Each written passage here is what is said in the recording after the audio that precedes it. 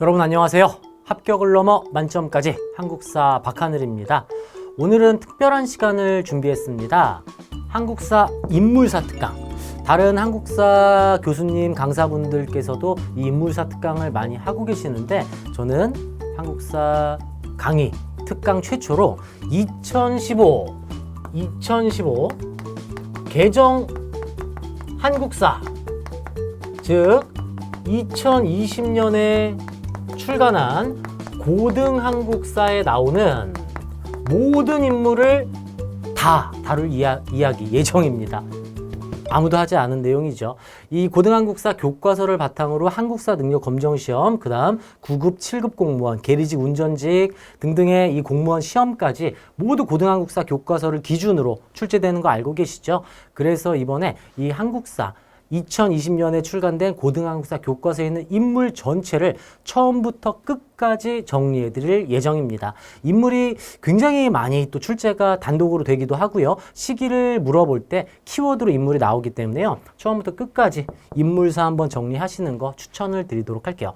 근데 인물이 원체 많다 보니까 분량이 좀 많이 길어질 것 같아서 전근대사와 근현대사 이 인물을 둘로 나누어서 1편과 2편으로 나누어서 진행할 예정입니다. 전근대사, 그 다음 근현대사 인물. 방법은 혹시 한 명이라도 제가 까먹으면 안 되겠죠. 수많은 인물들 다 머릿속에 제가 암기를 다 했지만 설명하다가 분명히 인간인지라 까먹을 수 있지 않겠습니까? 파워포인트로 인물 정리를 다 해놨어요. 직접 정리를 한 파워포인트 자료를 통해서 인물을 다 띄워드리며 설명을 할 예정입니다. 그리고 이 인물을 오른쪽에 제가 판서를 통해서 처음부터 끝까지 필기를 할 거기 때문에 여러분께서는 반드시 노트 또는 A4 용지에다가 같이 쓰시면서 정리하시는 걸 추천을 드릴게요. 대신에 이 인물사 특강은 기본 개념이 좀 잡혀 계신 분들이 시청을 하시고 공부하시는 걸 추천을 드립니다. 구석기에 주먹도끼만 알고 계시는데 인물사 특강 바로 보신다면은 이 인물은 뭐지? 오히려 더 한국사가 싫어질 수도 있어요. 기본 개념 강의를 확실하게 뼈대를 잡으신 분들은 인물사 특강으로 맞아 이렇게 쭉 정리하실 수가 있겠고요. A4 용지, 노트 필기를 하시면서 여러분만의 한국사 노트 또는 A4 용지에 인물사를 정리하시면서 딱 한 장으로 만들어가지고 보시는 거죠. 또는 여러분께서 필기하신 내용을 스마트폰으로 찍어서 쉬는 시간이나 뭐 이동하실 때 가끔 띄워놓고 전반적인 내용 다 나오지 않습니까? 맞아 이렇게 한번 쭉 훑어보는 그러한 계기 마련이 됐으면 좋겠습니다. 노트 준비하셔야 되겠어요. 노트를 아직 준비하지 못하셨다면 정지 버튼 눌러주시고 노트부터 준비하고 펜 딱 장착하신 뒤에 함께 하시면 좋겠습니다. 아시겠죠? 처음부터 끝까지 누구도 하지 않은 2020년 고등한국사 교과서에서는 어떤 인물들이 나오고 있을까요? 그 속으로 전근대사 편 지금부터 본격적으로 시작해 보겠습니다. 이제 효과음도 좀 나와줘야죠. 빠밤빰빰빰 이런 거 좀 나와주면 좋은데 즐겁게 공부해야 또 여러분 또 활기차게 또 할 수 있지 않겠습니까? 자, 제목부터 한번 써볼게요. 전근대사 편입니다. 전근대사 인물편. 여러분이 또 이걸 캡처하실 수도 있으니까 최대한 제가 판서 예쁘게 한번 해볼게요. 전근대사 인물편. 누가 하고 있습니까? 제가 하고 있죠. 이름도 살짝 써놓으려고요. 여러분 캡처하시라고. 박하늘 한국사에서 함께 하고 있습니다. 지금 박하늘 한국사 전근대사 인물편 1부가 되겠고요. 근현대사도 뒤에 2편으로 또 바로 나올 거니까 함께 공부하시면 되겠습니다. 자, 한국사의 첫 시작은 아무래도 선사시대부터 시작이죠. 근데 선사시대에는 인물 등장하지 않습니다. 오스트랄로피테쿠스, 호모사피엔스 한국사에서 다루지 않죠. 이 인물 빼고요. 본격적 최초의 국가 고조선부터 인물이 등장하죠. 고조선에 등장하는 인물 하면은 단군왕검이 있어요. 단군왕검. 이 이름에서 재정일치 사회인 걸 파악할 수 있죠. 단군이라는 이 제사장의 명칭과 왕검이라는 정치적 지배자를 함께 씀으로써 재정일치 사회라는 것을 파악할 수가 있겠습니다. 단군왕검. 성이 단, 이름이 군왕검일 리가 없다고 제가 항상 말씀드리죠. 직책입니다. 1대 단군부터 2대 단군, 3대 단군, 4대 단군 계속 있어요. 그러다가 중국과의 교류 끝에 중국식 관직명을 가지고 오면서 부왕, 준왕이 등장합니다. 부왕과 준왕. 이 준왕 때는 연나라와 대등할 정도로 굉장히 강력했고 철기를 수용함으로써 이 고조선이 크게 발전을 하게 되었지요. 그러나 이 준왕 시기에 중국의 혼란한 시기를 틈타서 위만이 무리를 이끌고 몰려 들어옵니다. 그리고 준왕을 배신하면서 위만조선을 성립하게 되었죠. 철기의 본격적 수용, 그 다음 중개무역 이 두 가지의 특징이 위만이었고요. 위만의 손자 우거왕 때 한무제 침략으로 결국 왕검성이 함락당하면서 고조선은 멸망하게 되었습니다. 고조선의 인물하면 당구당검, 부왕, 준왕, 위만, 우거왕 이 인물들이 교과서에서 나오는 인물이라 할 수 있겠죠. 저희는 이 인물사입니다. 정치사, 왕들이 아니라 왕은 제외하고 할 거예요. 이건 이제 고조선이니까 제가 당구당검이라던가 위만을 정리했지만 이 뭐 삼국시대로 들어가서 주몽, 유리, 태조왕 이거 정리 안 할 거예요. 이건 저희 기본 개념 강의에서 삼국시대 왕들, 뭐 조선시대 왕들, 고려시대 왕들 다 정리해드리죠. 여기서는 순수한 단독 문제로 출제가 가능하거나 보기 키워드로 나오는 인물사로 들어갈 예정입니다. 고조선엔 이런 인물들이 존재할 거고요. 자, 여러 나라의 성장 파트에서는 왕이 없고 삼국시대부터 인물들이 좀 나오기 시작하죠. 삼국시대. 자, 삼국시대 고구려부터 한번 들어가 볼까요? 자, 고구려. 백제, 신라 살짝 써놓을게요. 이렇게 고구려, 백제, 신라 왕은 제외합니다. 먼저 신라시대 법흥왕 때 2차 돈의 순교로 불교를 공인하게 되었죠. 흰피 목을 딱 잘라서 흰피가 솟구쳐지는 걸 보면서 부처님의 이 성스러운 기운을 법흥왕이 인정하고 불교 공인으로 들어가게 됩니다. 2차 도남이 이제 불교 법흥왕이랑 연결을 시키셔야 되겠어요. 자, 두 번째 인물은 역시 신라의 자장법사가 등장합니다. 자장법사. 이 자장법사의 건의로 7세기 선덕여왕 때 황룡사 구축목탑이 만들어지게 되었죠. 자, 헷갈리시면 안 되는 게 여기 있는 황룡사는 진흥왕 때 만들어집니다. 황룡사는 진흥왕 때 만들어지고요. 자장의 건의로 구축목탑이 만들어집니다. 황룡사 구축목탑. 황룡사 구축목탑. 단독 문제 출제가 가능하니까 이런 거 필기하시면서 정리를 해 두셔야 되겠어요. 자, 그 다음 통일신라 원효 스님과 의상이 등장하죠. 저희가 기본 개념 강의에서 시대별 두 명의 라이벌 정리해드리죠. 신라하면 원효와 의상, 고려시대 하면 의천, 진울, 그 다음 조선시대 하면 이황과 이들을 메인으로 살을 붙여가면서 인물사 정리를 했었습니다. 자, 원효 하면은 일심사상, 불교의 대중화, 그 다음 무예가 키워드로 문제 출제 또 종종 나옵니다. 무예가. 그 다음 화쟁사상 나오고요. 화쟁사상. 그 다음 누구든지 나무 아미타불만 외치면 부처가 될 수 있다. 아미타신앙. 이거 다 키워드예요. 원효 잘 잡고 계셔야 되겠습니다. 자, 그 다음 의상이죠. 원효와 함께 통일신라 시대 활동했던 의상. 7세기 화엄종을 개청합니다. 화엄사상. 자, 요거 키워드 뭐 드리나요? 오늘 의상 엄지척. 오늘 옷 정말 잘 입었네. 의상 엄지척, 의상 화엄사상 이렇게 정리하시고요. 그 다음 의상 문제로 나올 때 부석사가 종종 나오죠. 부석사. 화엄사상과 부석사를 창건했다. 이게 의상의 특징이 되겠어요. 그 다음 원칙이 등장합니다. 원칙. 자, 원칙 역시 7세기 때 활동을 했고요. 당나라에 건너가서 불교 종파 중 하나인 법상종 발전에 기여를 합니다. 법상종을 창건한 건 아니에요. 발전에 기여한다. 원칙이 등장하면 언제다? 7세기 인물이다. 7세기. 시기 문제로 종종 출제하니까 원칙 7세기라는 거 요거 하나 정리해 두시면 좋겠어요. 원칙. 자, 그 다음 여러분 다 알고 계시는 해초스님입니다. 해초스님 하면은 당나라에 건너가서 당나라 정정할게요. 인도 서역에 건너가서 5개의 천축국을 보고 돌아와 기행문을 쓰셨죠. 갈 왕자를 써서 갔대요. 어디를? 5천축국을 5개의 천축국을 갔다 와서 책을 썼다. 왕오천축국전이 되겠고요. 시기로는 8세기 인물입니다. 8세기. 원칙 7세기, 해초 8세기. 이 인물 시기 정리를 좀 해 두셔야 할 필요가 있겠어요. 자, 그 다음 통일신라 말기에 도선대사가 풍수지리설을 받아들이게 되죠. 풍수지리설 하면은 지방 호족들이 이걸 받아들이면서 경주 빼고 우리 지역도 왕이 될 수 있는 명당이다. 이러한 논리로 사용되기 시작합니다. 풍수지리설 하면 도선대사가 되겠고 9세기. 이 9세기보다는 통일신라 말기. 요것 좀 중요하게 보셔야 돼요. 통일신라 말기. 자, 신라. 아직까지 고구려하고 백제 인물들은 크게 나오진 않았어요. 뒤에 살펴볼 겁니다. 바로 나왔네요. 자, 고구려 하면 이문진. 이문진. 단독으로 출제되지는 않고요. 키워드로 던져줄 수 있어요. 자, 이문진이 고구려 6기를 바탕으로 신집 5권, 역사서를 편찬하게 됩니다. 6기를 바탕으로 영양왕 때죠. 영양왕 때 신집 5권 편찬. 언제입니까? 정확하게 600년, 7세기에 고구려 역사서가 편찬되었구나. 이문진의 신집. 이렇게 정리하시고요. 그 다음 고흥 등장합니다. 백제하면 고흥. 4세기입니다. 서기를 저술하게 됐어요. 역사서는 삼국시대 역사서는 전해지는 건 단 하나도 없지만 쓰였다. 이 정도가 중요하죠. 고흥의 서기 언제다? 근초고왕식입니다. 근초고왕식이 4세기입니다. 4세기. 여긴 7세기.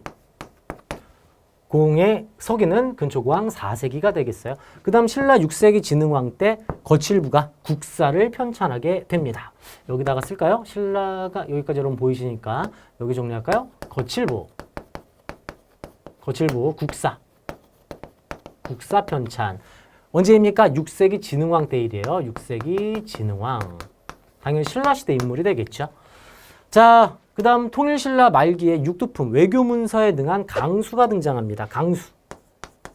강수는 육두품이에요. 육두품 유학자로 외교문서에 능했습니다. 외교문서 작성에 매우 능했다. 이렇게 표현 나오고요. 그 다음 7세기 활동했다라는 거. 강수 7세기. 통일신라 말기는 뒤에 최치원이 등장하고 7세기에 강수의 외교문서. 요거 눈여겨보시고요. 그 다음 원효의 아들. 요게 예전에 한능검에서 한번 나왔죠. 원효의 아들. 설총입니다. 설총 단독 문제가 한번 나온 적이 있어요. 당연히 공무원 한국사에서도 키워드로 종종 출제를 하는 설총이 되겠습니다. 원효의 아들이면서 이두를 정리한 인물이에요. 이두 정리. 시기는 7세기입니다. 7세기. 설총.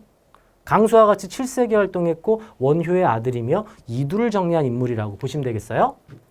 그 다음 김대문, 진골입니다. 김대문, 진골이고요. 여기는 진골. 김씨잖아요. 그죠? 진골, 신라 왕족이면서 화랑세기, 고승전을 저술하게 됩니다. 화랑세기와 고승전. 김대문의 화랑세기, 워낙 유명하죠. 진골 출신이라는 거 정리하시고요. 그 다음 비운의 육두품, 최치원입니다. 별표를 들어가면 안 되고. 다 정리하는 거니까 다 별표이긴 합니다. 별표는 따로 제가 하진 않을게요. 비운의 육두품, 비운의 아이콘이죠. 진성여 왕 시기에 활동을 했고요.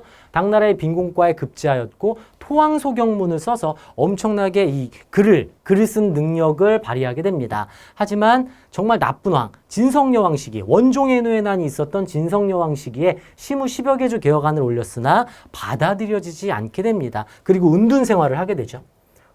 진성여왕이랑 묶어보시면 되겠고요. 진성여왕. 비운의 육두품이라고 제가 정리해 놓을게요. 토왕소경문. 황소라고 해서 당나라에서 농민분기가 일어났던 황소의 난으로 당나라가 멸망하거든요. 황소를 토벌해야 한다. 이런 글을 쓰는데 아주 뛰어난 문장가로 이름을 알리게 됩니다. 최치원. 비운의 육두품. 최치원. 진성여왕식이라는 거 함께 정리해 두시고요. 자, 최승로부터는 이제 고려 시대로 들어가니까 여러분 필기하시고 그 다음 삼국시대 통일신라 넘어가면서 이제 고려 시대 정리해 보도록 할게요. 자, 정지 버튼 누르고 필기하시고요. 저는 칠판 정리하고 고려 시대로 들어가겠습니다. 자, 여러분 정지 버튼 활용하셔야 돼요. 이게 또 우리 온라인 강의의 매력 아닙니까? 그쵸? 아직 못 썼는데 지우면 어떡합니까? 이런 소리 안 나와도 되죠. 앞으로 돌리셔서 정지 버튼 누르고 필기를 좀 해 두셔야 되겠어요. 자, 이제 고려시대 갈게요. 고려시대 뭐 왕들 하면은 기본적으로 중요한 왕들. 태조, 광종, 왕권강화, 광종, 기틀완성, 기를 써버렸네. 기틀완성, 성종 등장하고요. 그죠? 그 다음 뭐 인종, 의종, 그 다음 뭐 충실이조왕, 충혜왕, 충렬왕, 충선왕, 충목왕 기억나시죠? 그 다음 중요한 왕 공민왕. 이 6명의 왕이 가장 고려시대의 뼈대라 할 수 있겠습니다. 그 다음 이제 인물사에서는 성종 때. 야, 승로야, 보고서 좀 제출해라. 시무 28조. 성종입니다. 최승로입니다. 최승로. 자, 성종 키워드가 있죠. 성종, 시옷 키워드. 시무 28조를 성종에게 제출하였고 그것 결과 지방관을 파견하면서 12목 설치로 이어집니다. 최승로의 성종의 시무 28조, 그 다음 12목까지. 요거 하나 정리해 두세요. 고려시대 최승로 인물 나옵니다. 자, 그 다음 서희 등장합니다. 서희 하면은 거란의 1차 침략 당시 성종시기입니다. 성종시기의 거란의 1차 침략 당시에 거란의 소손영 장군, 이렇게 패키지로 연결되죠. 소손영과의 단판으로 강동 6주를 획득하게 되고요. 강동 6주는 지도로도 출제가 종종 되고 있어요. 바로 여기입니다. 압록강 여기, 압록강 동쪽으로 여기. 강동 6주 획득하면 서희가 되겠어요. 언제입니까? 10세기. 10세기 서희가 등장했고요. 그 다음 2차 침략은 강조죠. 강조의 정변을 구실로 목종을 폐위하고 현종을 즉위시킵니다. 그러나 이를 계기로 거란의 2차 침략이 일어납니다. 자, 그 다음 키워드 단어 누구 나올까요? 양규도 같이 알아두셔야 되겠죠. 양규 장군. 기억 두 개잖아요. 그래서 강조의 정변과 규의 활약, 기억 두 개, 거란의 2차 침략이다. 우리 이렇게 정리하죠. 거란의 1차 침략은 기억 하나, 강동 6주. 이렇게도 되고요. 자, 그럼 거란의 3차 침략 당시에는 우리의 장군님 강감찬 장군이 등장합니다. 강감찬, 거란의 3차 침략. 귀주대첩으로 이어지죠. 귀주대첩. 자, 요거 어떻게 정리합니까? 강감찬의 귀주대첩, 기억 3개가 등장하네요. 아, 요거를 제가 살짝 생략한 것 같은데 고구려에 등장하는 인물 중에 을지문덕 장군, 연개소문의 정변, 요것도 있습니다. 7세기에 연개소문, 을지문덕 먼저죠. 을지문덕의 살수대첩과 연개소문의 정변, 안시성 전투, 요거 이렇게 정리해 두셔야 되겠어요. 두 명을 제가 빼놨으니까.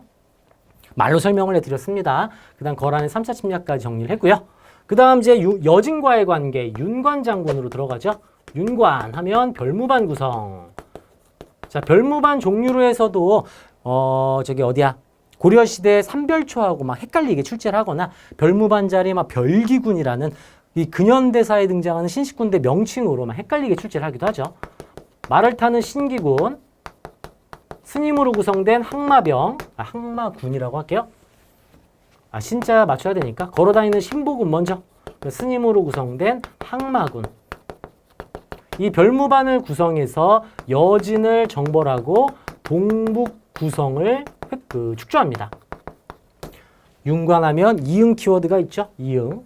윤관의 이응은 바로 여진과의 관계. 이렇게 연결하시면 되겠어요. 시기로는 아직까지 문벌귀족 사회 12세기가 되겠네요. 12세기.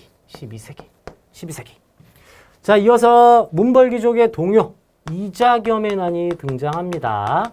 이자겸, 인종 시기에 일어난 문벌귀족의 이 반란이었죠. 인종의 외할아버지이자 장인입니다. 그 다음 이자겸 하면은 요 키워드 연관 검색어로 인종 말고 척준경도 있죠. 척준경. 이자겸하고 척준경 인종의 스토리는 정말 재미있습니다. 검색하시면은 이자겸 이야기, 많은 이야기들이 있으니까 한번 또 재미로 한번 찾아보시고요. 척준경은 정말 싸움을 잘한, 마치 고려시대 소드마스터와 같은 싸움을 정말 잘한 장군이었는데 의외로 알려지지 않은 장군입니다. 친구가 있어요. 친구가 교과서에 나오지 않는데요. 친구 이름이 왕자 삐릭입니다. 이 이름을 교과서에 쓸 수가 없어요. 왕자 삐릭, 이런 친구를 두고 있다. 이런 거 재미로 한번 알아두시고요. 뒤에 얘기 안 했습니다. 저는. 그러니까 이자겸의 난 인종의 외할아버지이자 장인이었고 문벌귀족 사회 동요를 할 수 있겠죠.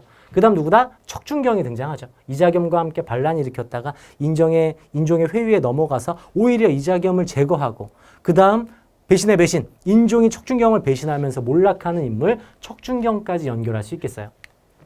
자, 그 다음 윤원이가 등장합니다. 윤관의 아들이에요. 아들이 또 이렇게 연결이 많이 되죠. 아들. 윤관의 아들 윤원이. 윤원이가 한번 단독으로 나온 적이 있어요. 문제에서. 윤원이. 고려의 문신인데 재미있는 것은 자주적 위상을 강조하면서도 묘청의 난은 여기에 들어가지 않았습니다. 이 묘청의 난에 참여하지 않은 인물. 자주적 위상 강조. 원래 보수 세력은 이 당시에 금나라와의 사대를 주장하고 있었는데 이 윤원이는 그러지 않았다라는 거죠. 자주적 위상을 강조했으나 묘청의 난에 참여는 하지 않습니다. 묘청의 난 참여는 하지 않는다. 윤원이가 한번 나온 적이 있어서 교과서에 있는 인물 데리고 와봤어요. 자, 이어서 묘청과 정지상입니다. 서경파죠. 묘청과 정지상. 자, 서경파이면서 서경천도 운동을 주도한 인물들이에요. 서경파. 정지상도 함께 묘청과 알아두셔야 되겠어요. 아마도 지금 제가 정리하는 이름들 중에서 윤원이 정도 빼고는 다 알고 계시는 인물들이라고 믿고 있습니다. 한번 총정리하는 거니까요. 그 다음 이 묘청의 서경천도 운동을 진압한 김부식이 등장합니다. 김부식. 묘청의 서경천도 운동을 진압하였고 개경파 문벌기족이었죠. 유교적 합리주의 사관으로 현존하는 가장 오래된 역사서 삼국사기를 편찬하게 됩니다. 주제별 서술 방식인 기전체 서술 방식으로 현존하는 가장 오래된 역사서가 등장을 했고요. 묘청의 서경천도 운동을 진압했다는 것도 함께 공부해 두시면 좋겠어요.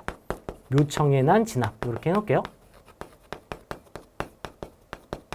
자, 김부식까지 정리를 해봤고요. 자, 이어서 무신정권기 초기혼란기 이방 정중부 경대승 이이민 이름 다 나오죠, 여러분. 필기만 해놓을게요. 초기혼란기 이방 정중부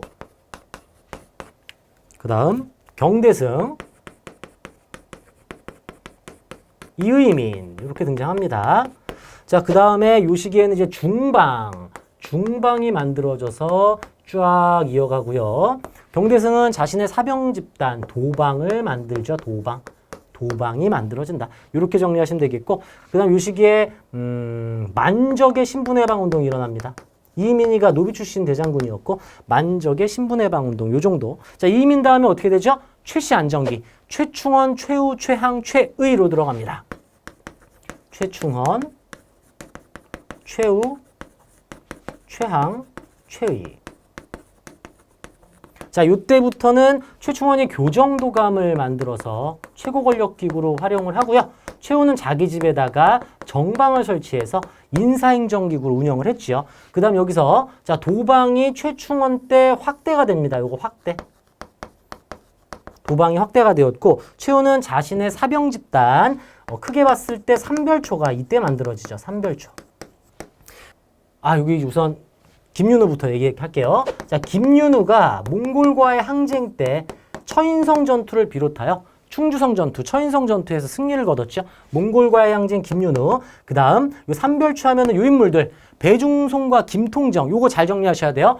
진도까지 가서 항쟁한 게 배중손, 제주도 항쟁은 김통정으로 이어집니다. 요 이름 정리하실게요. 정리할게요. 배중손. 그 다음 누구다? 김통정. 자리가 지금 여러분 딱 잘리는 것 같으니까 이렇게 정리할게요. 배중손, 김통정.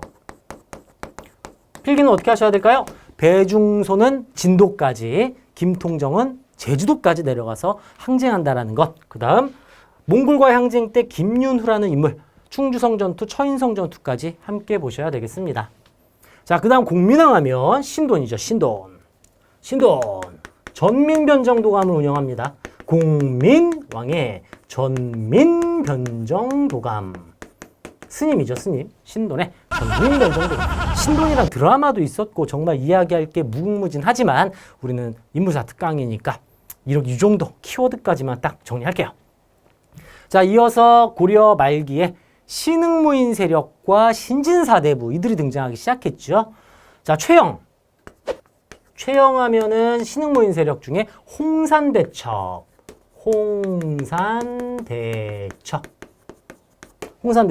그 다음 최무선. 화통도감을 설치해서 화약을 활용한 무기를 만들었으며 진포대첩에서 승리를 거두게 됩니다. 최무선 하면 진포대첩. 그 다음 정말 중요한 이성계가 황산대첩에서 승리하죠. 이성계 하면은 왕이니까 여러분 다 공부하고 계시잖아요. 조선의 건국과정. 요동정벌 당시에 사불가론부터 등장합니다. 사불가론. 단독으로 출제 가능해요. 사불가론. 그 다음 두 번째 위화도 회군이 있었고요. 위화도 회군 전에 이 신흥무인 세력으로 이름을 떨친 것은 황산대첩이 되겠어요. 황산대첩. 아마 여기까지가 잘릴 것 같은데 필기하는 게 여기는 이제 최영, 최무선, 이성계 각각 홍산대첩, 진포대첩, 황산대첩 정도 정리하시고요. 박위, 고려 말기 스시마섬을 정벌한 박위까지. 박위 여기다 쓸게요. 박위하면은 고려 말기입니다. 고려 말기 박위 스시마 정벌. 스시마섬 정벌, 고려 말기에 박위까지 정리를 해봤습니다. 자, 그럼 고려시대에 등장하지 않은 인물 있잖아요. 누구입니까? 바로 신진사대부들 정도전과 조준, 정몽주, 길재 칠판 정리하고 다시 들어가도록 할게요. 자, 정지 버튼 누르고 고려시대 인물들 지금 또 굉장히 많은 인물들 제가 정리해드렸습니다. 핵심 키워드 오른쪽에 함께 쓰고 있으니까 여러분도 눈여겨서 공부를 좀 하셔야 되겠어요. 자, 저는 이제 정리하고 칠판 정리하고 필기 안 하셨다면 앞으로 잠깐 돌아가서 정지 버튼 활용하셔서 필기를 하시고요. 신진사대부 한번 가볼까요? 자, 신진사대부 인물들이 여러분 정말 많죠. 그죠? 제가 이번에 진짜 교과서 씹어먹을 정도로 진짜 꼼꼼하게 한 장 한 장, 한 땀 한 땀 따는 것처럼 한 장 한 장 인물들 활용 다 도움자료에 있는 인물들까지 다 넣어놨습니다. 뒤에 근현대사에서는 외국인들도 다 잔뜩 등장하니까 믿고 정리하시고 이것만 보시면 되겠습니다. 자, 신진사대부 고려말 다시 한번 정리하고요. 칠판 사이즈가 여러분 한계가 있다 보니까 저는 지금 계속 지우면서 함께 하고 있어요. 고려 신진사대부 중에 옹건파 정도전과 조준. 고려 정도전. 자, 정도전은 키워드가 워낙 많죠. 자, 정도전 하면 신진사대부 급진파 사대부가 되겠고요. 조선의 설계자이면서 경복궁을 설계한 것도 정도전이었고, 그 다음 재상중심 정치를 주장합니다. 재상중심 정치. 왕권이 좀 약했죠. 정도전이 실질적인 권한을 가지고 있었고요. 이어서 조선경국전. 이게 조선경국전이 제가 알기로 진품명품에 한번 나왔는데 이게 10억인가 감정가가 엄청나게 중요한 책입니다. 경국대전의 이제 모티브가 됐고 조선의 체제를 정비하게 만든 조선경국전, 그다음 고려국사, 그다음 불교를 억압하면서 불씨는 잡스러운 종교다. 불씨잡변. 이 모두 정도전의 특징이 되겠습니다. 그다음 조준, 급진파 요 정도 급진파. 이어서 정몽주와 길재. 정몽주 하면은 옹건파 사대부가 되겠고요. 옹건파 사대부. 단심과를 쓴 인물이죠. 단심가. 이 몸이 죽고 죽어 100번 고쳐주고의 그 정몽주 단심가. 그 다음 선주교에서 이방원에 의해 죽게 됩니다. 선주교까지 키워드 하나 넣어봤고요. 그 다음 길재 하면은 역시 옹건파 사대부이고요. 이 길재 후예들이 나중에 사림으로 이어집니다. 사림 형성. 이 정도 되겠네요. 정몽주 길재까지. 자, 그 다음 고려시대 문벌귀족 중에 학교를 세운 인물 있죠? 최충. 문벌귀족이고, 문벌귀족.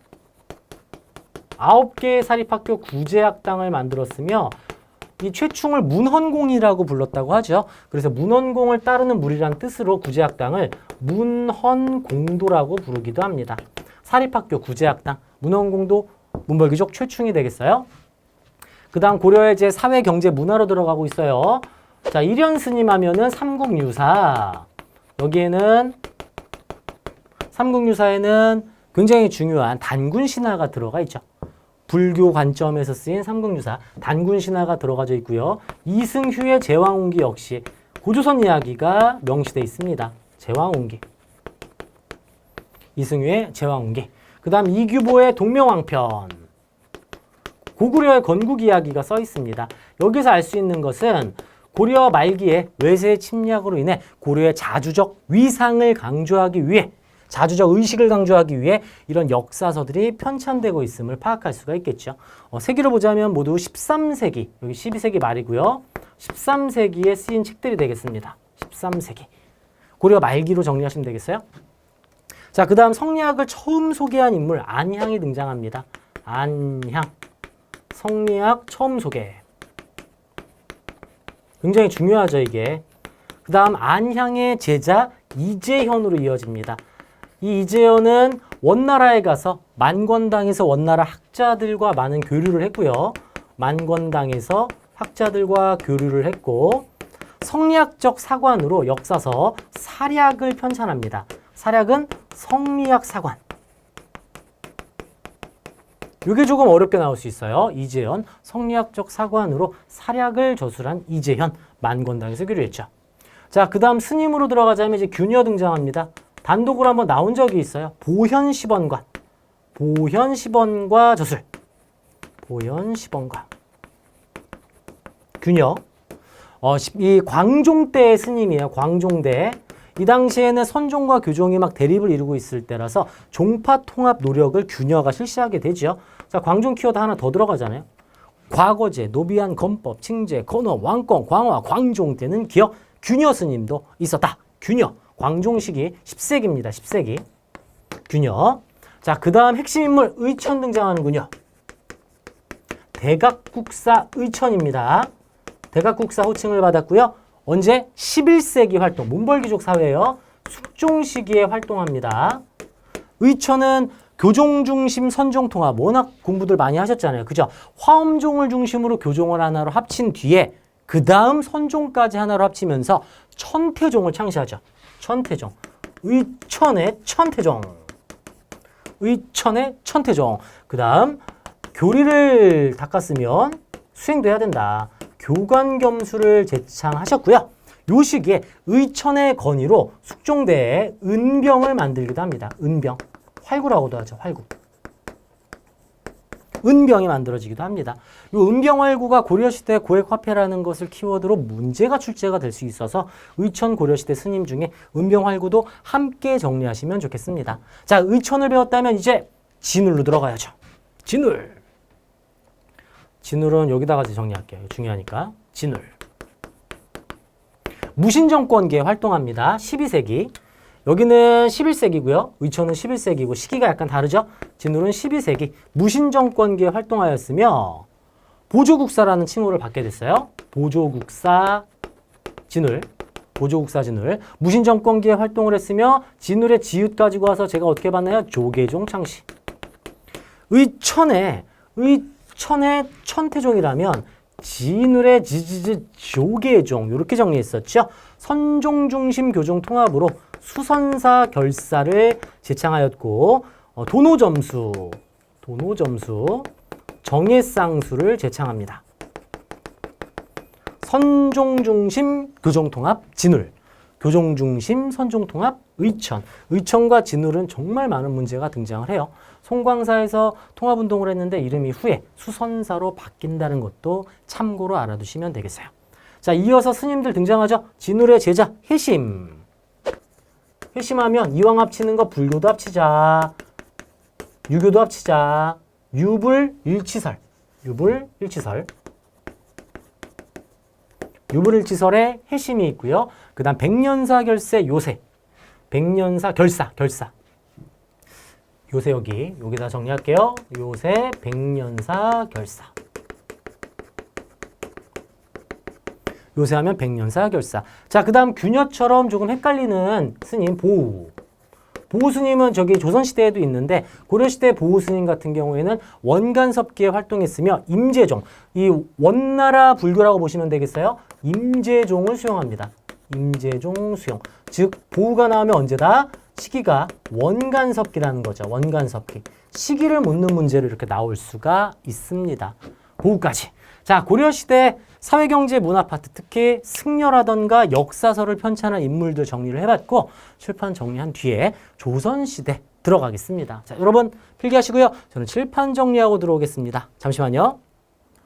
고려시대 마무리하고 조선시대 시작하겠습니다. 인물사에서 함께하고 계시죠? 조선시대 인물사. 너무 파이팅 있게 하다 보니까 막 갑자기 기운이 좀 빠졌는데 마지막까지 쥐어짜면서 좀 더 힘내도록 하겠습니다. 조선시대 인물사. 아무래도 고려 말 조선초가 연결되다 보니 제가 설명드린 정도전부터 시작합니다. 정도전. 요거 우리 필기하고 왔죠? 고려의 도전 정신을 가지고 있는 챌린지정. 우리 정도전 하면 재상중심 정치체제, 고려국사, 조선경국전, 불시잡변 함께 알아두시고요. 호 한번 써놓을게요. 그냥 삼봉정도전입니다. 삼봉정도전. 정도전 중요하게 보시고, 자, 그 다음 서거정. 잘 출제합니다. 서거정도 중요해요, 여러분. 서거정. 이 세종부터 성종 시기에 활동을 했어요. 세종대왕부터 성종 때까지 활동한 인물로서 굉장히 유명한 인물이죠. 다양한 책을 저술한 인물입니다. 먼저 서거정의 동국통감. 성종 때 편찬된 이 동국통감은 고조선부터 고려의 역사를 편년체로 서술을 하게 됩니다. 동국통감은 편년체. 그 다음 동문선. 우리 민족의 과거부터 지금까지 이어지고 있는, 이 당시까지가 되겠죠. 시와 산문을 엮은 책으로서 자주의식을 반영하게 됩니다. 굉장히 중요합니다. 이것도 서거정의 동국통감과 동문선. 시와 산문을 엮어서 쓴 책, 동문선. 그 다음 삼국사전료. 삼국사전료. 마지막에 이제 필원잡기까지. 필원잡기. 자, 필원잡기는 역사에 누락된 내용, 이 야사라고도 하죠. 들야자를 써가지고 사람들의 입으로 전해지는 역사들을 모아서 정리한 게 필원잡기가 되겠어요. 이렇게 동국통감 정말 잘 출제하는 내용이고요.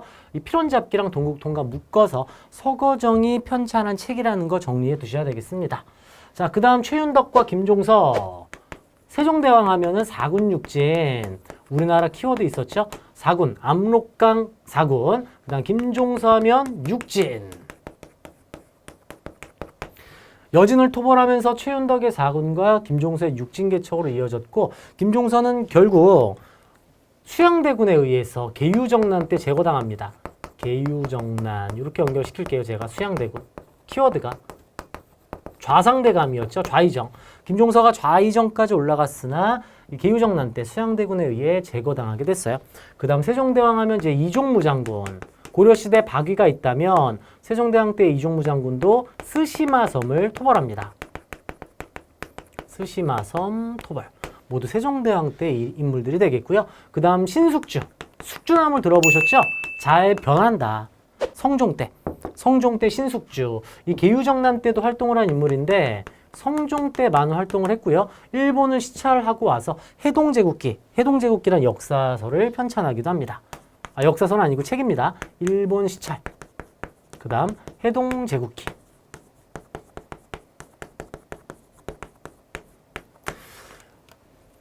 서거정 중요하게 보시고 신숙주 중요하게 보셔야 돼요. 지금 다른 인물들은 여러분 워낙 공부 많이 하셨을 거라 믿고 있습니다. 김종직 하면 조이제문이죠. 김종직의 조이제문. 성종 때 등용된 사림입니다. 사림.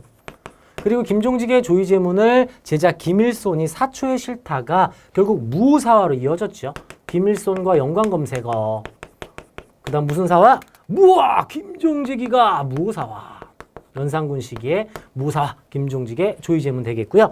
그 다음 조광조의 기묘한 이야기. 기묘사화. 기묘사화 하면 조광조죠. 조광조의 기묘한 이야기. 시기는 이제 중종 시기.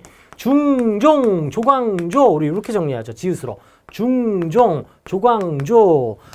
제가 종종 따라하잖아요. 제가 예전에 댓글 하나 보니까 제가 조광조에 대한 성대모사를 너무 잘한다고. 조광조 목소리를 들어본 적은 없지만. 전하, 왜 아직도 훈구의 공로를 인정하고 계십니까? 거짓된 공로를 삭제해 주시옵소서. 위헌 삭제. 전하, 도교관청이 왜 아직도 운영되고 있습니까? 우린 성리학의 나라입니다. 도교관청을 폐지해 주시옵소서. 소격서 폐지.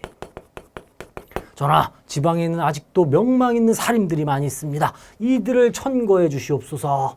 소격서가 아니라 혈량과죠, 이건. 혈량과 실시.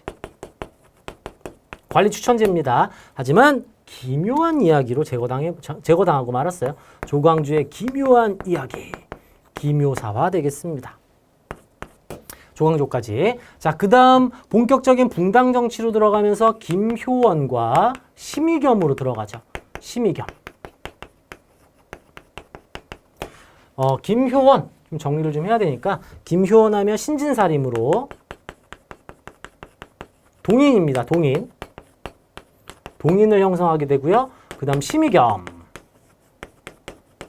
기성사림이죠. 기성사림으로서 서인을 형성합니다. 붕당정치가 시작이 되죠. 붕당정치. 이조전랑 임명문제. 붕당정치하면 김효원, 심의겸. 그 다음 임진왜란으로 들어가면서 우리 이순신 장군. 한산도 대첩, 명량해전, 노량해전. 이거는 뭐 워낙 여러분 중요하고 다들 알고 계시는 내용이라서 혹시 모르니까 필기는 해놓을까요? 한산도 대첩. 근데 사천해전부터 뭐 울돌목 이야기, 명량해전 뭐 너무 많잖아요. 그죠? 핵심만 한산도 대첩과 명량해전 이게 울돌목입니다. 신에게는 아직 12척의 배가 남아 있습니다. 이 내용이고요. 마지막으로 싸우시다가 전사한 노량해전까지 이 정도만 정리해 놓을게요. 그 다음 신립장군. 충주에서 배수해진 펼쳤죠. 배수해진. 그 다음 충주 탄금대. 충주성전투와 탄금대. 탄금대에서 배수해진을 펼쳤다가 전멸당하고 말았습니다. 그 다음 역시 이순신 장군과 마찬가지로 충무공이라고 불리는 김시민 장군. 충무공입니다. 충무공. 이 당시에는 여러분 임진왜란 때는 충무공 하면 이순신보다 김시민 장군이 더 유명했어요. 워낙 강력한 영웅이었었고 이순신 장군은 조선 후기에 영웅화가 됩니다. 나중에 영웅화가 돼요. 충무공 이순신, 그 다음 충무공 김시민, 진주대첩. 김시민이 진주대첩 이후에 전사하고 말았죠. 자, 그 다음에 권율 장군으로 이어집니다. 권율의 행주대첩. 행주대첩. 임진왜란 3대 대첩 하면은 한산도 대첩, 그 다음 진주대첩, 행주대첩. 이게 임진왜란 3대 대첩이었었죠. 의병장으로는 서산대사, 사명대사, 휴정, 유정, 그 다음 고경명, 곽재우, 정문부로 이어집니다. 의병장이라고 제가 정리할게요. 의병장, 휴정, 유정, 홍의장군, 곽재우. 곽재우는 홍의장군이라 불리죠. 정문부. 이런 이름들 보이시면은 임진왜란을 찾아서 문제를 푸시면 되겠어요. 고경명도 정리해야죠. 고경명까지. 임진왜란 당시의 의병장들이 되겠고요. 정묘호란 때는 정봉수와 이립장군이 등장합니다. 여기는 임진왜란. 그다음 이 정묘호란 하면 정봉수, 의병장이 아니죠. 정봉수하고 이립은. 정봉수. 여기서부터는 제가 칠판 정리하고 위에 정리해야 되겠습니다. 혹시 안 보이실 수도 있으니까. 자, 여기 한번 또 필기 쭉 해주시고요. 조선을 설계한 정도전부터 임진왜란 당시의 의병장까지 인물들, 교과서에 나와 있는 인물들 정리를 해봤고, 임진왜란 이후부터 조선 후기로 들어가죠, 여러분. 조선 후기 정묘호란과 병자호란 때 활동한 장군들을 한번 살펴보도록 할게요. 정리를 좀 하고. 조선시대 두 번째 인물 정봉수와 이립. 정봉수, 이립. 이게 키워드로 나와요, 여러분. 여기는 정묘호란. 자, 그러면 병자호란 때 활동한 인물도 있겠죠. 김준용. 김준용이 단독 문제로 한번 문제가 출제가 된 적이 있어요. 김준용, 그 다음 임경업. 여기는 병자호란. 정봉수 이립하면 정묘호란, 김준용, 임경업하면 병자호란. 정리 구분 지어서 하셔야 되겠습니다. 그 다음 단독으로 종종 출제되는 송시열, 산림이죠. 산림입니다. 17세기 활동했으며 북벌운동을 주도합니다. 북벌운동을 주도했고, 요거 기사환국 당시에 남인집권 시기에 원자책봉 반대 상소로 결국에 제거당하고 말았습니다. 기사환국 당시 사사. 숙종 시기에 원자책봉에 대한 반대를 올리는 바람에 남인에 의해서 결국에 사사당한 게 송시열입니다. 살림이라고도 부르죠. 살림의 거두입니다. 송시열. 공자맹자처럼 성리학의 대가, 성리학적으로 엄청난 업적을 남기신 분들에게 자자를 붙여주는데 조선시대에 송시열이 유일하죠. 송자라고도 합니다. 송자. 그래서 송시열이 남긴 책을 송자대전이라고도 해요. 송자대전. 그 다음 후기에 정말 중요한 정약용. 정조, 짱용영, 쪼개문신지의 정약용까지 정조 때부터 세도정치기에 활동한 인물로서 이분은 실학자 중에 중농학파죠. 중농학파. 중농학파. 여전론을 주장합니다. 여전론. 이분이 남기신 저서가 어마무시하게 많죠. 먼저 수원화성부터 얘기해야 되겠네요. 거중기를 통해서 수원화성을 만들었고요. 정조랑 거중기 수원화성 연결하셔야 되겠고, 경세유표, 흠음심서, 목민심서, 여유당전서 이렇게 이어집니다. 여유당전서, 흠음심서, 목민심서 가장 핵심들만 정리해봤어요. 훨씬 더 많은 저서를 남기셨는데 교과서에 나와 있는 책들만 정리를 해봤습니다. 자, 그 다음 김조순부터는 세도정치로 들어가죠. 안동김씨. 순조의 장인으로서 세도정치가 시작되는 게 김조순입니다. 세도정치. 자, 여기까지가 정치사에서 등장하는 사람 이름들이라면 사회경제 문화 파트에서 정말 핵심 이황. 자, 이황 하면은 먼저 도산서원 함께 알아두시고요. 도산서원. 동인입니다. 동인. 동인에서도 자, 북인과 남인으로 나뉘는데 요 남인이 이황으로 이어지고 북인은 이제 조순이죠. 조순. 아, 조식. 조식입니다. 남면 조식. 조순이 아니라 조식. 성리학을 쉽게 그림으로 나타낸 성학 10도. 주리론을 주장했으며 주리론. 일본에서 동방의 주자로 알려지게 됩니다. 동방의 주자. 원리를 강조한 우리 이황, 동방의 주자. 일본에서 이렇게 불렸고요. 그 다음 30년 뒤에 등장하지 이 선조 때 이제 활동을 했죠. 주기론. 주기론이고요. 여기는 이제 서인을 형성합니다. 서인. 기호학파라고도 하죠. 기호학파. 여기는 영남학파. 구분을 좀 해놓을게요. 서인, 주기론. 그 다음 아주 집요하게 개혁을 하자. 성학, 집요. 이어서 이 선생 같은 경우에는 수미법을 또 주장하시기도 했고요. 수미법. 거의 뭐 대동법과 비슷하게 특산물 대신에 쌀로 걷게 하자. 이 수미법을 주장하셨으며 10만 양병설을 주장하시기도 했죠. 임진왜란을 예상하시고 10만 양병설. 이게 2입니다. 주기론, 성학집요, 그 다음 수미법과 10만 양병설. 조선 후기의 실학자들로 이어집니다. 유형원, 이익과 정약용까지가 중농학파죠. 유형원, 중농학파입니다. 실학자, 중농학파. 중농학파로 농업 중심의 이 개혁을 주장하신 유형원 선생은 토지의 이 신분에 따른 차등 분배, 균전론을 주장하십니다. 균전론. 유형원의 균전론. 유형원 하면 뭐다? 균전론입니다. 균전론. 신분에 따른 차등 분배, 균전론을 주장했고요. 이익하면은 한전론이죠. 역시 중농학파가 되겠고. 옆으로 갈까요? 이익 선생. 지금 이렇게 해요. 중농학파 유형원, 그 다음 이익, 그 다음 정약용. 이렇게가 중농학파입니다. 이익 선생 하면은 한전론. 영업전을 두어라. 판매 금지. 영원히 일할 수 있는 땅. 영업전을 두어서 토지 매매에 대해서 주장을 한 게 이게 한전론이 되겠습니다. 이어서 중상학파 유수원으로 이어지죠. 유수원. 신분의 직업적 평등을 주장한 유수원. 중상학파입니다. 중상학파. 직업적 평등을 강조한 유수원. 중상학파가 되겠고요. 홍대영. 서양 과학기술을 접목시킨 홍대용은 문벌제도 폐지를 주장한 인물로 중상학파가 되겠습니다. 중상학파 역시 여기는 홍대용은 뭐다? 과학기술, 서양 과학기술을 받아들인 인물로 지구자전설, 지전설을 주장한 인물이에요. 과학기술과 지전설하면 홍대용, 중상학파, 유수원과 홍대용. 이어서 박지원과 박재가로 이어집니다. 박지원.